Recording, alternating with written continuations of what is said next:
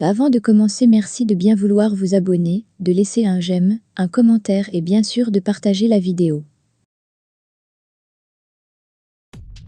Le journaliste Robledo continue, avec des insinuations comme quoi il n'y a aucune trace de l'existence de Salvador nulle part, et il se pourrait même que ce soit Lucas lui-même qui se cache derrière ces tableaux. Manuela devant un tel spectacle les laisse. Lucas dit à Robledo qu'il ne voit pas pourquoi il raconte de telles choses, il lui dit que Salvador s'est fait tout seul, et il vient à peine de se faire connaître, c'est pourquoi il n'existe aucune trace de lui, nulle part. Lucas commence à s'emporter, mais Angèle le calme. À son tour, il dit au journaliste que ce qu'il dit est ridicule. Au même moment, Sarah, l'amie de Lucas, arrive les rejoindre. Elle aussi dit à Lucas qu'en fait beaucoup de personnes trouvent toute cette histoire étrange. Robledo propose donc à Salvador de prouver qu'il est bien celui qu'il dit être, il suggère que Sarah s'en occupe. Sarah est ravie et approuve l'idée. Salvador demande à Robledo quand cela se fera, il lui répond mercredi.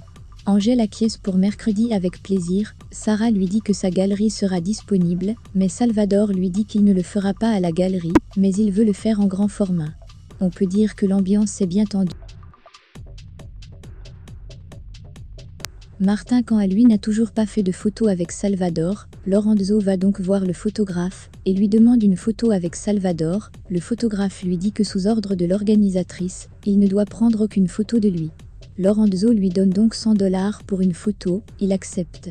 Lorenzo s'approche de Salvador pour demander une photo, mais Lucas lui dit qu'il n'est pas disponible. Lorenzo insiste et lui dit que cela ne prendra que 2 minutes, mais le temps qu'il va chercher Martin, Lucas demande à Angèle de s'en aller rapidement. Lorsque Lorenzo est de retour avec Martin, il ne retrouve plus Salvador, il demande donc à Lucas où il est passé, ce dernier fait celui qui n'en sait rien. Le photographe s'impatiente, mais Lorenzo lui demande d'attendre un instant, il s'en va donc chercher Salvador. Pendant que Angèle essaie de s'échapper, il bouscule Graciela, cette dernière ne le reconnaît pas et lui dit qu'il devrait faire plus attention. Angèle sourit et s'excuse en l'appelant par son nom. Graciela s'en va sans rien trouver de suspect. Lorenzo, quant à lui, n'a pas trouvé Salvador, il dit donc à Lucas d'apprendre à son élève que la célébrité et les relations sociales ont un prix. Lucas, amusé, lui dit que Salvador n'est pas intéressé par tout cela et qu'il veut juste peindre. Martin trouve que Salvador se donne beaucoup trop d'importance. Lucas se retient de ne pas lui dire tout ce qu'il pense de lui et il se limite à lui dire que Salvador tient cela de son père et de plus ce dernier a essayé de mettre un terme à sa carrière. Lucas s'en va. Martin demande à Lorenzo, amusé, pour qui Lucas et son élève se prennent. Au même moment, Graciela arrive rejoindre Martin et demande à s'en aller. Elle lui dit qu'elle est venue comme promis et veut s'en aller maintenant. En sortant, il croise à nouveau toute la famille d'Avila et chez Topo, pendant que Perla se prépare à aller au travail, il parle de Ronco et Monco et du fait qu'il leur fasse confiance. Au même moment, le père de Topo arrive et surprend leur conversation. Il se met à écouter tout ce qu'il dit sur Diablo et son exposition en tant que Salvador Dominguez. Sylvana appelle Jimmy pour lui donner les détails de l'arrestation des dealers du Prince qui ont été arrêtés ces derniers jours. Elle lui dit le jour et l'heure de cette intervention. Sylvana lui dit qu'ils lui donneront le reste des informations plus tard. Angèle arrive et lui demande s'il a des informations, il lui répond par l'affirmative.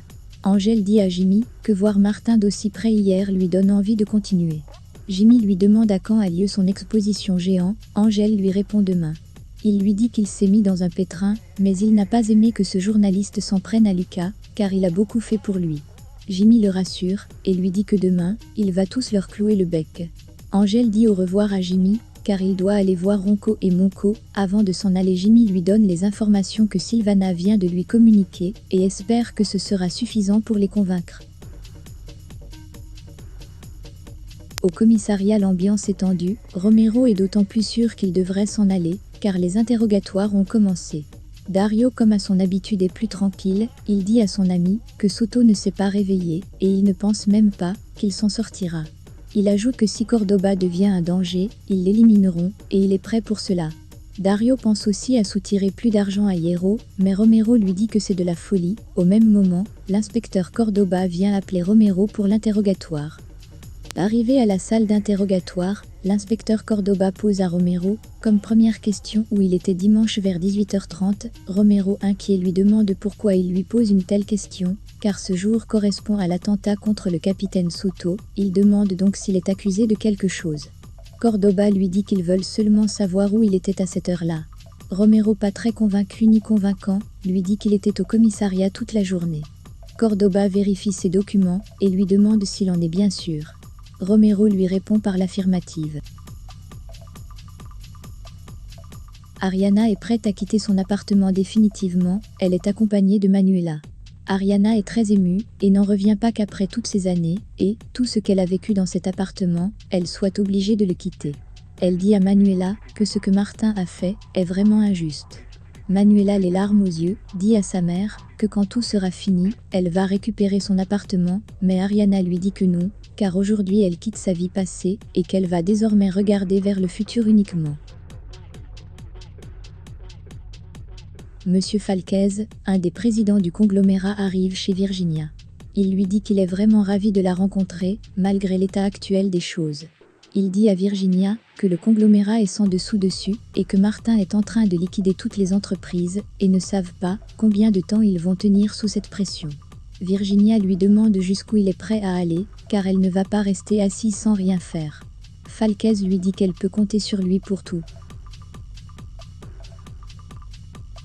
Ronco et Monco arrivent à l'ancien appartement de Topo, les deux amis commencent à faire des spéculations sur les raisons de cette réunion. Ils pensent même que Topo veut investir dans le commerce de drogue. Les deux amis qui ont parié lui demandent donc qui a gagné le pari car chacun avait parié sur l'objet de cette rencontre mystérieuse. Topo leur dit que tous les deux ont gagné, il leur dit qu'il s'agit bien du prince, mais c'est pas vraiment pour vendre de la drogue. Ronco lui dit de ne pas tourner autour du pot et de venir au fait. Topo leur dit alors que le prince va bientôt tomber et qu'ils tomberont également avec lui. Les deux amis rigolent et ne comprennent pas comment cela va être possible, car les affaires du prince vont parfaitement bien. Au même moment quelqu'un cogne, Topo leur dit que la personne qui va mieux leur expliquer vient d'arriver. Ronco et Monco sont intrigués et pensent qu'il s'agit d'un piège, mais Topo leur dit que ce n'est pas le cas et de rester tranquille. Topo fait entrer Angèle, lorsque Ronco et Monco le voient devant eux, ils sont troublés et ont l'impression de voir un fantôme. À l'immeuble de Manuela, cette dernière arrive avec sa mère, elle monte dans l'ascenseur, mais ce qu'elle ne sait pas c'est que le journaliste Robledo la surveille, car il est sûr qu'elle cache quelque chose. Chez Topo, Ronco et Monco sont toujours autant troublés de voir Diablo en face d'eux. Ils lui demandent pourquoi il vient les voir après tout ce temps. Il leur explique la situation, il leur dit qu'ils sont nombreux à vouloir faire tomber Hierro, et, vu que Hierro fait maintenant les affaires avec le prince, ils vont le faire tomber également. Monco ne comprend pas ce qu'ils viennent faire là-dedans, de plus ils ont déjà été interrogés par la police, et ils n'ont rien trouvé contre eux. Diablo leur dit que Léon aussi va tomber, et tout sur les vols se saura.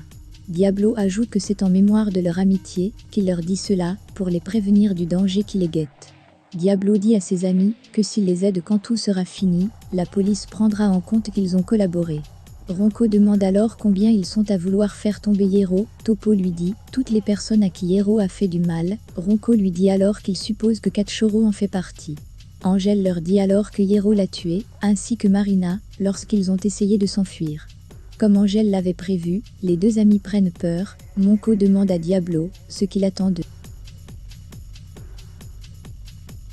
Monsieur Falquez raconte à Virginia l'épisode des bijoux que Martin a demandé à l'un des présidents du conglomérat, sans qu'il ne lui dise plus sur le client. Au vu de tout ce qu'il lui a raconté, Virginia lui demande alors de programmer une réunion avec tous les présidents du conglomérat dans une discrétion totale. Au bureau de Léon, Carmelo et ce dernier sont entrés en contact avec un monsieur qui va les aider à ouvrir chacun leur compte au Panama. Carmelo trouve cela un peu trop facile, mais Léon lui dit que s'ils ont fait appel à lui c'est justement pour que cela soit facile. Carmelo lui dit alors qu'il espère qu'ils n'auront aucun problème. Il dit à Léon que l'autorisation des 20 millions de dollars a été signée et dans quelques jours, l'argent sera dans le compte de Martin. Romero sort de l'interrogatoire un peu sonné, Dario lui demande pourquoi il a mis autant de temps. Romero lui dit qu'ils lui ont posé un tas de questions. Cependant il s'est tenu à ce dont ils avaient convenu, mais Romero n'est pas sûr d'avoir été convaincant. Au même moment, Cordoba arrive et fait appel à Vega pour l'interrogatoire. Angèle explique à Ronco et Monco ce qu'ils doivent faire. Il leur dit qu'ils doivent faire intégrer un ancien policier dans le gang du prince. Lorsqu'ils découvrent qu'il s'agit de Jimmy Cardona, tout de suite Monco se souvient de lui comme l'un des inspecteurs qui avait fait une descente à la taverne. Les deux amis craignent de ne pas réussir à être convaincants, mais Diablo leur dit qu'ils ne vont rien faire, juste raconter à Pirata que Jimmy les a sauvés lors d'une descente de la police. Il leur dit qu'avec les informations qu'ils auront, le prince pourra vérifier et saura qu'ils disent la vérité. Manuela et Horacio arrivent à l'immeuble de Angèle. Horacio n'est toujours pas d'accord sur le fait que Jimmy infiltre le gang du prince, mais Manuela, agacée, lui dit qu'il sait qu'ils n'ont pas d'autre choix et qu'elle lui a déjà expliqué tout cela en chemin. Cependant, les deux avocats ne savent pas qu'ils ont été suivis par Robledo, qui les observe depuis sa voiture.